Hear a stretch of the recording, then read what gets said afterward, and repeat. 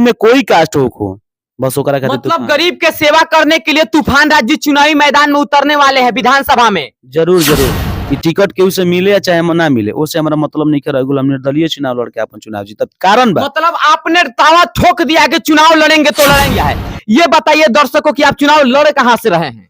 देखिए समय बताई और बहुत जब भी लड़ब तो रोहतास से चुनाव। अच्छा रोहतास जिला जहां से भोजपुरी के पावर स्टार पवन सिंह लड़ रहे हैं वो विधानसभा की कौन सी सीट होगी बहुत जल्द बता दे बस खाली लोकसभा के चुनाव बीतला के बाद अपन हम कंफर्म कर दे कौन सिंबल से ही लड़ सकत नहीं जरूरी नहीं के कि हम लोग जनशक्ति पार्टी से बने तो लोग जनशक्ति पार्टी से लड़ब चुनाव हमारा लड़े के बाद कारण बस बा कि देखे के बाके करो बाटे ना मावा कि कैसन करत बाटे के कमावा कि नेता ना चाहिए गो बेटा हो कि सोच के बदल अपन नामावा कि अब की होखे वाला बातें कुछ अलग हो कि नेता ना भाई। तो नमस्कार, आप अभी देख रहे हैं भोजपुरी का सबसे बेहतरीन न्यूज चैनल तिलक न्यूज।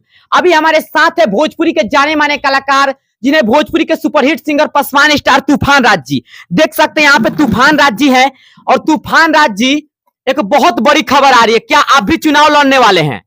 जी चुनाव हमारे विधानसभा के चुनाव रही हमने के लोकसभा का चुनाव नहीं किया विधानसभा का आप चुनाव लड़ने वाले हैं। जी हमने के चुनाव माहौल एगो अलग टाइप के रही हमने के नेता वाला जो रूल बाटे वो वेशभूषा ना रही ठीक नो हमारे बस एगो सोच बाटे कि गरीब के बेटा बने तो गरीब के सेवा करब हम हमरा ज्यादा अमीर लोग से ज्यादा टचिंग ना रहेला।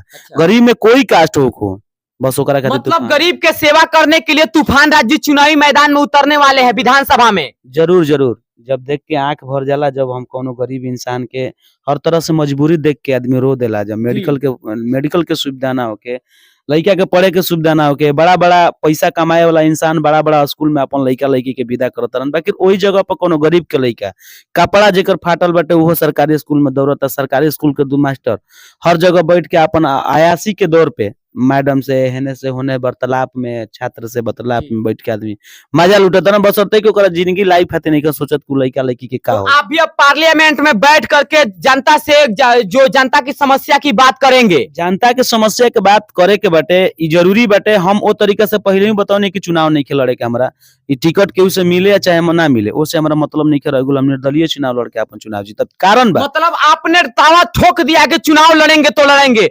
जिस तरीके से भोजपुरी के पावर स्टार है पवन सिंह चुनाव लड़ रहे हैं उस तरीके से तूफान राज जी भी ने अब दावा ठोक दिया है। वो तो लोकसभा का चुनाव लड़ रहे हैं लेकिन आप विधानसभा का चुनाव लड़ रहे हैं और आपने दावा ठोक दिया है। ये बताइए दर्शकों कि आप चुनाव लड़े कहां से रहे हैं। देखिए समय बताई और बहुत जब भी लड़ब तो रोहतास से चुनाव। अच्छा रोहतास जिला जहां से भोजपुरी के पावर स्टार पवन सिंह लड़ रहे हैं। भोजपुरी के पावर स्टार पवन भी लड़ता नहीं चुनाव जैसे बसरते कि तूफान के सांसद का चुनाव लड़ रहे हैं और आप विधायक का चुनाव लड़िएगा। सांसद के चुनाव हम नहीं लड़ सकत कारण बाटे कि सांसद के चुनाव लड़ला के बाद वैसा हम जौन छवि चाहम तो अपन नहीं बना सकत हम इतना लोग जगह जगह पर गांव उतना मुहल्ला हर जगह टर्चिंग नहीं कर सकत। सबसे पहले आदमी के अपन सुधारचक दिखावे खातिर अपन समाज में नाम कमाए खातिर अपन समाज के अलग विकसित दिखावे खातिर विधानसभा के चुनाव लड़ल जरूरी बा। काहे से एगो विधायक के दौर जौन बाटे प्रखंड से लेके जिला से लेके अपन सब जुड़ल रहेला। वो विधानसभा की कौन सी सीट होगी बहुत जल्द बता दे बस खाली लोकसभा के चुनाव बीतला के बाद अपन हम कंफर्म कर दे कौन सिंबल से ही लड़ सकत नहीं जरूरी नहीं के कि हम लोग जनशक्ति पार्टी से बने तो लोग जनशक्ति पार्टी से लड़ब चुनाव हमारा लड़े के बाद कारण बस बा कि शोषित इंसान जे भी बाटे हमारे गरीब परिवार से जे भी गरीब कोनो जात हो जरूरी नहीं के कि खाली पसवाने हो गरीब जात खातिर जे भी बा सब लोग मिलल जुलल रही हमने के चुनाव एगो अलग छवि से लड़ब जा। हम जना अंदर हमारा उल्लास बाटे उल्लास के अगर हम केहू के सामने प्रकट करम तो लोग के पता चले कि नहीं चुनाव में का कहा। यानी सासाराम की सीट हॉट सीट होने जा रही है लोकसभा की विधानसभा की लोकसभा के तभी चुनाव चल रहा है। विधानसभा के चुनाव जैसे ही या चुनाव 2024 में हो या 25 में लोकप्रिय गायक तूफान राज जी भी अब चुनावी मैदान में उतरने को तैयार हैं। जी हाँ तूफान राज जी भी चुनावी मैदान में उतरने को तैयार है।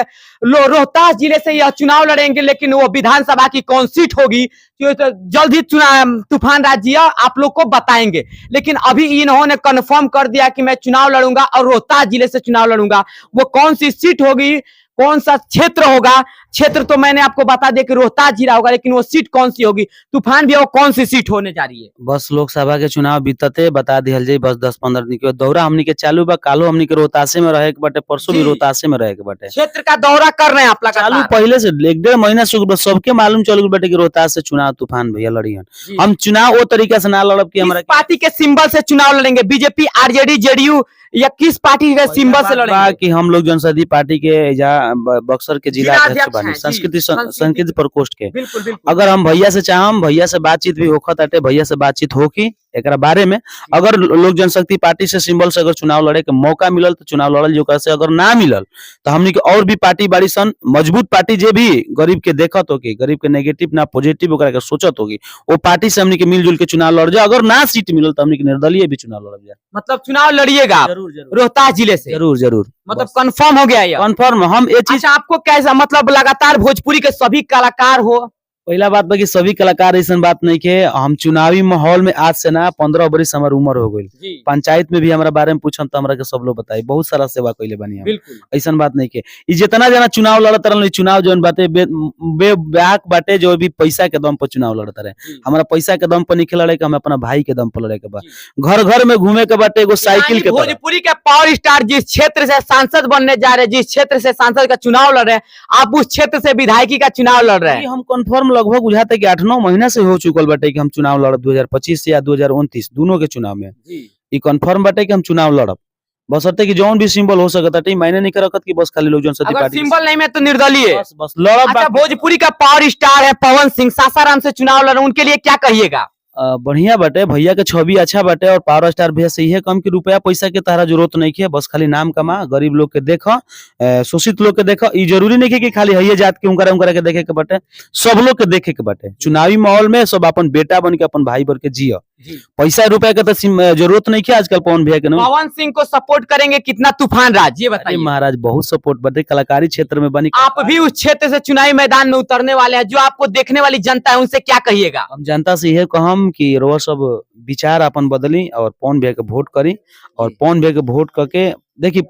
नेता ऐसा बने आजकल की पवन भैया जीतला के बाद अपन पहले पे कहल जाला कि अब छोड़ो उतना बताओ। अच्छा, बक्सर से आप आते हैं, बक्सर में आपका जन्म हुआ है, बक्सर को छोड़ करके रोहतास जिले में विधानसभा के चुनाव लड़ने का मतलब कैसे आपने, मतलब क्या बनाया। बक्सर जिला से हम आवे नहीं, बाकी बक्सर जिला से वो तरह से जवन हमार भाई, हमार फैन, हमार घर घर के लोग, हमार ओने आदमी बाटे, वो तरीका से लोग ना बन पावेला। रोहतास हमारा खातिर फेवरेट जिला है।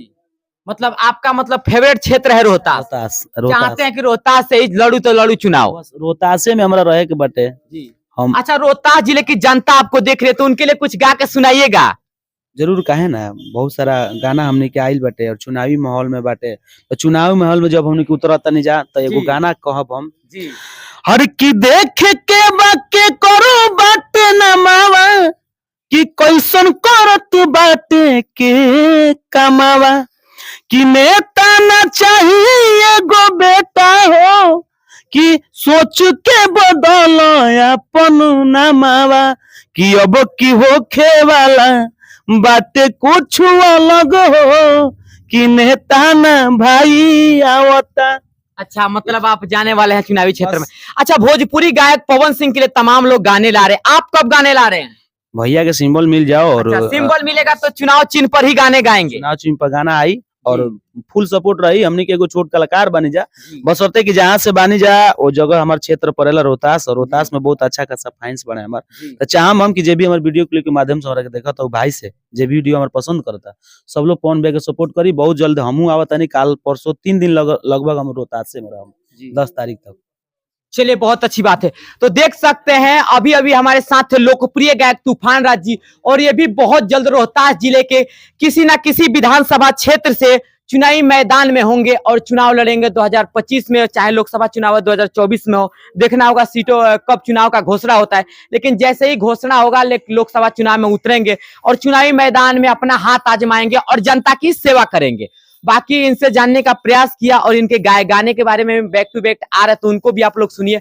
बाकी आप लोग को इनका इंटरव्यू कैसा लगा, इंटरव्यू पसंद है तो कमेंट में अपना राय दीजिएगा। तब तक के लिए जय हिंद।